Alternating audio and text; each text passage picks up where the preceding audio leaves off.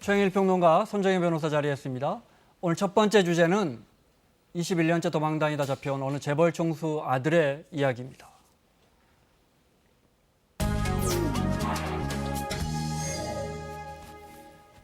붙잡힌 정태수 전 한보그룹 회장의 넷째 아들은 21년간 도망 다니다 잡혀왔습니다. 21년 전에 그때 기소가 됐다면 이미 처벌이 끝났을 텐데 왜 21년을 도망 다녔을까? 따져보면 해외에서 도망 다니며 다른 사람으로 살아도 뭔가 더 나은 게 있으니까 그러지 않았겠습니까? 이거 따져보겠습니다. 결국 21년 만에 파나마인가요? 잡혀왔어요. 파나마에서 이 제보를 받고 파나마에서부터 추적이 시작되죠. 파나마에서 일단 구금이 됐다가 브라질을 거쳐서 이 두바이를 거쳐서 국내로 송환이 되는데 두바이 압송이라는 기사도 있고 파나마 압송이라는 기사도 다 맞습니다. 파나마에서 구금 그리고 브라질을 경유해서 두바이를 경유해서 이제 송환이 됩니다. 21년째 도피 생활을 이어갔죠. 이것도 참 신철기몰하게 오랜 시간을 끌었어요. 하지만 이제 기소를 피하지 못했고요. 자, 거슬러 올라가면 97년에 IMF가 터지고 한보그룹 정태수 회장의 사남인데 한보의 계열사를 이끌고 있었습니다. 그때 이사로 있었는데 동아시아 가스라고 하는 회사고요. 여기서 322억 원대를 횡령한 혐의로 수사를 받고 있던 상황에 해외로 도피를 해버렸던 겁니다. 아까 왜 몇 년이면 형이 끝났을 수 있는데 20년이 넘게 다른 이름으로 가짜 신분으로 해외를 전전하며 살았을까? 저는 한 가지라고 봅니다. 돈이라고 봅니다. 복잡하지 않고요. 돈이 많은데 그걸 이제 빼앗기기 싫었겠죠. 그래서 내가 다른 이름으로 고국에 돌아가지 못하더라도 많은 돈을 가지고 해외에서 살리라라고 결심했던 게 아닌가 추정을 해봅니다. 모르긴 몰라도 추정이지만 많은 돈을 빼돌렸기 때문에 해외에서 다른 사람 이름으로 살지 않았겠습니까? 당시에 322억 원의 횡령도 스위스 계좌로 예치했던 혐의였어요. 그러니까 이미 이 외화를 밀반출했던 혐의를 가지고 있었습니다. 자, 21년 만에 잡혀서 고국 땅에 들어오는 장면 잠깐 보겠습니다. 지난 토요일 오후 1시쯤에 인천공항으로 정한근 씨, 정태수 회장의 넷째 아들이죠. 21년 만에 고국 땅을 밟았습니다. 아버지인 정태수 전 회장 어디 있는지 알고 계시나요? 해외 도피 왜 하셨습니까?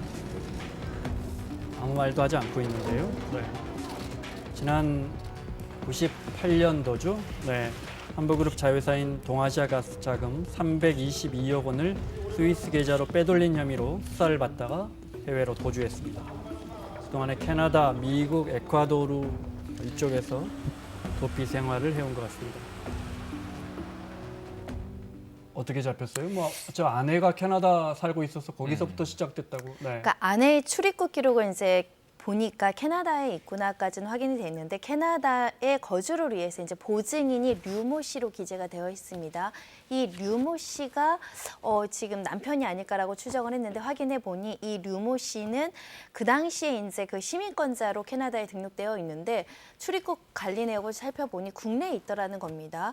그러면 스폰서로 기재는 류모 씨는 국내에 있고 가족들이 있는데 도대체 한 씨는 어디 있느냐를 이제 추적하게 된 상황이고요.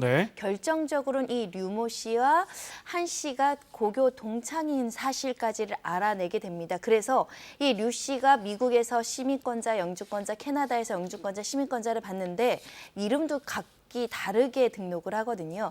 이런 점들이 착안돼서 신분 세탁의 개연성을 이제 수사기관에서 파악을 하게 된 것이고요.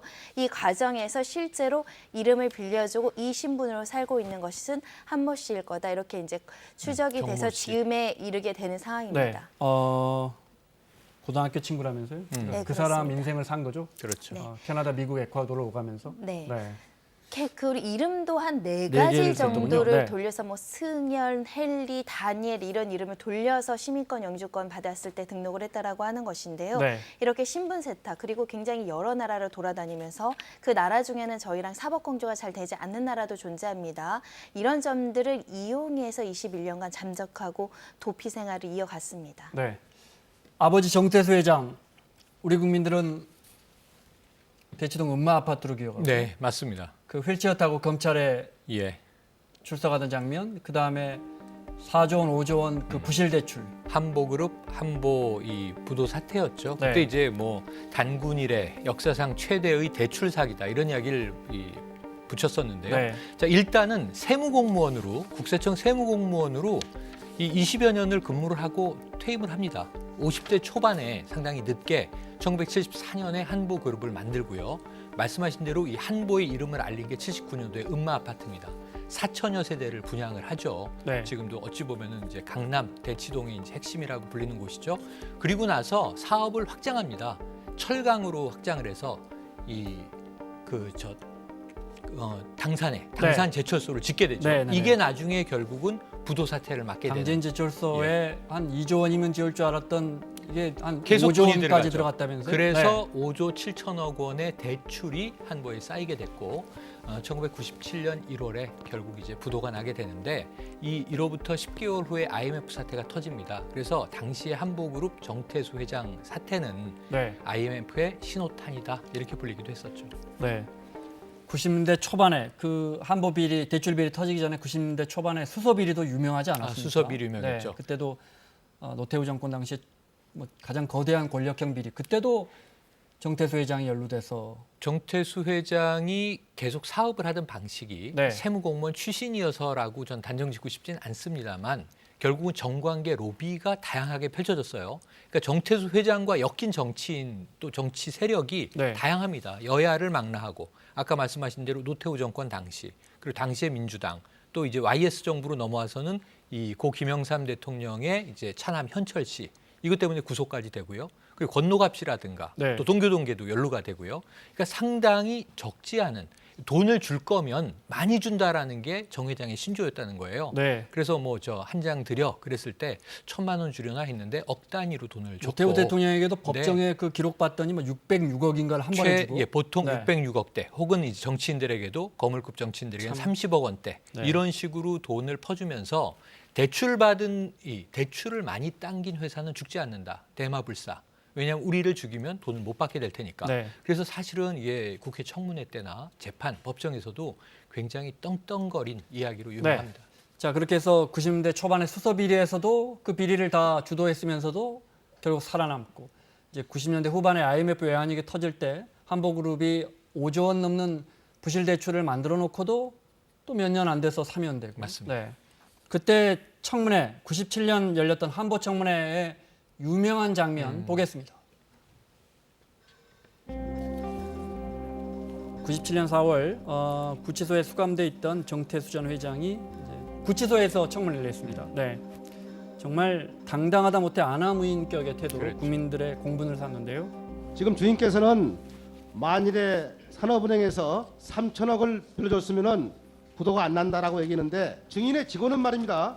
3천억이 나와봤자 2달을 버틸 수 있는 돈입니다라고 얘기했어요. 한 달에 약 600억 정도가 필요하다고 얘기했어요. 어느 게 맞습니까? 그것은 자금이라는 것은 주인인 내가 알지 무섬이 어떻게 합니까? 5조 원 넘는 부실 대출이 가능했던 정관계 로비, 특히 92년도 대선 비자금 관련 질의가 핵심이었는데 한결같이 모르쇠로 일관했습니다. 노태우 대통령에게 한 푼도 안 줬다고 하다가 정권이 바뀐 다음에 150억을 준 것이 드러났습니다. 말씀을 하겠어요, 안 하겠어요? 사건 중에 있기 때문에 형사재판을 받고 있는 중이라서 진술을 거절합니다. 92년 대통령 선거를 제공한 대가로 한보 철강에 대한 비호가 시작됐다. 저는 그렇게 생각하지 않습니다. 이유는 우리가 아까 얘기한 것과 같이 땅이 있으니까.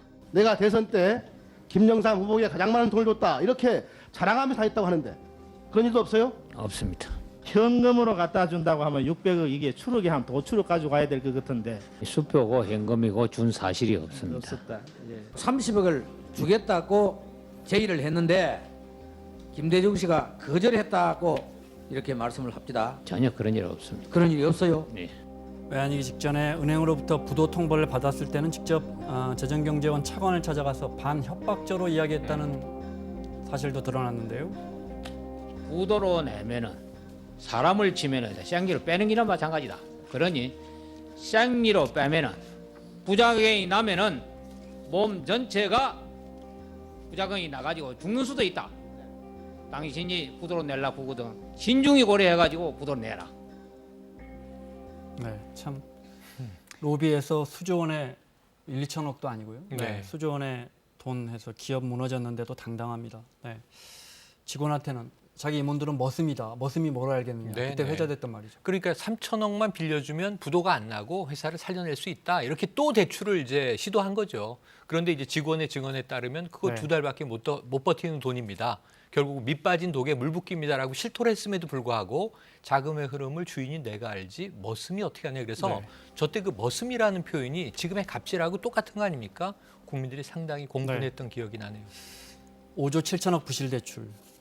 근데 병보석 5년인가 살다가 병보석으로 나와요. 5조 7천억을 부실 대출 받았는데 네. 국민들은 1,000만 원만 못 갚아도 죄인으로 사는 거죠. 15년이 확정이 됐었죠. 네. 그리고 나서 특별 사면이 나오고 다른 사건이 또 벌어져서 다시 징역이 이제 수사, 구속 수사 재판이 이루어지는데 아프다. 그리고 치료차 일본으로 잠깐 갔다 와야 된다. 출국 허가를 받아서 외국으로 나간 다음에 저렇게 장시간 도피 생활을 하게 됩니다. 네. 근데 지금 상식에 기초 보면 이렇게 어마어마한 큰 피해를 야기했는데 사면을 받는 것도 쉽게 납득이 되지 않고 네. 그리고 저렇게 재판 진행 중이고 형이 집행되지 않은 사람을 해외 출국하는 걸 허락해 주는 것도 이례적이죠. 또 좀 상식적이지 않고 근데 그 그러니까요. 모든 일이 이루어졌기 때문에 응당한 어떤 형벌을 끝까지 마저 살지 않고 해외로 장시간 도피해서 추적을 못하고 있었던 상황입니다. 우리 총수들이 왜 검찰만 불려가면 휠체어 타는 것도 정태수 회장이 원조라는 시초입니다. 거죠. 네. 시초입니다. 지금 보시는 저 장면인데요.